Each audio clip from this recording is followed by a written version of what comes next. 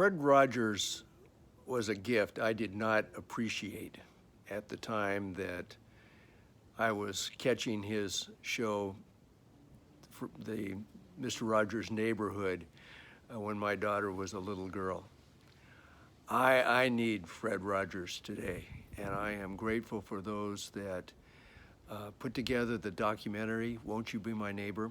And I want to strongly recommend finding a time and a place to watch that documentary. It's still playing in some theaters. It's available online.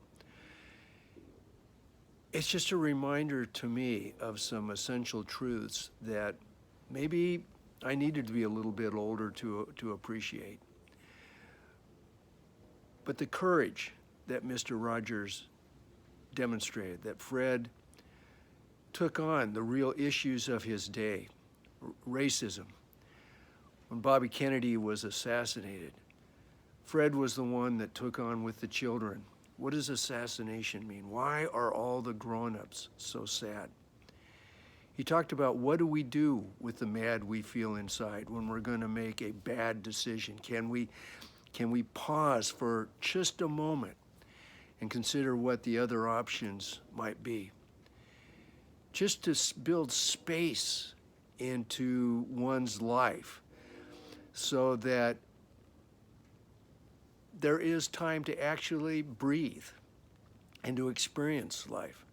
I mean, watching again the footage of Fred taking time to feed the fish in his show, and there's no dialogue. It's just Fred feeding fish. He is present. And as our technology has speeded us up, and right now I'm watching my grandkids because their parents are off on business trips, and I'm just aware of how fast our families are going and the electronics, and finding ways to build in space, using the time driving to and fro, to turn off the radio, to have conversations, to be present with one another, and for me to put down my own electronics. I mean, I got called out by my grandson when I was challenging him about his electronics. It was, Papa, you've always got your phone and you're always checking your news feed. And you know what? He's absolutely right.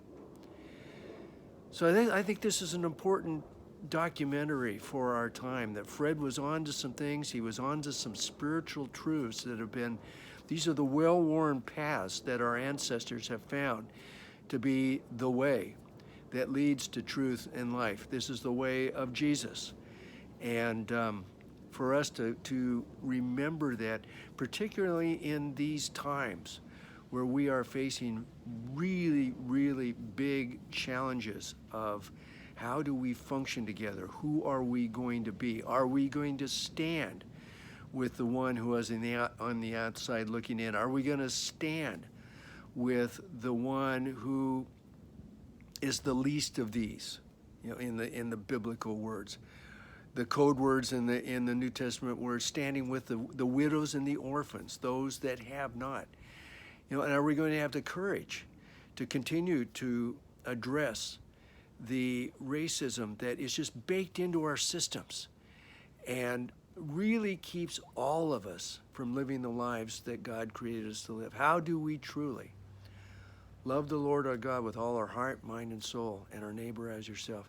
I think Fred Rogers has a lot to teach us, and I want to commend that to you. Thanks for listening.